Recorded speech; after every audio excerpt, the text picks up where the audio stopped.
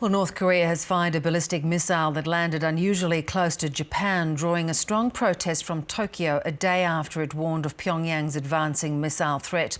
North Korea has continued to test ballistic missiles in defiance of a United Nations ban, threatening Japan, the US and South Korea with attack. Hashela Kumarawansa has more. North Korea's latest missile launch has been described as a grave provocation. I firmly protested against North Korea's unforgivable action, which is in obvious defiance of UN Security Council resolutions. Japan will deal with it resolutely and in cooperation with the US and South Korea. The main part of this missile landed in Japan's waters for the first time in 18 years, making it the longest flight yet for a North Korean test. It's presumed the missile fell within Japan's exclusive economic zone. It poses a serious threat to Japan's security, and we express our strong concern. North Korea has carried out repeated launches over recent months.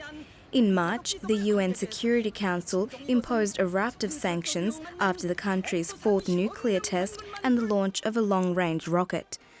South Korea's military said Pyongyang is sending a signal to the South and the international community.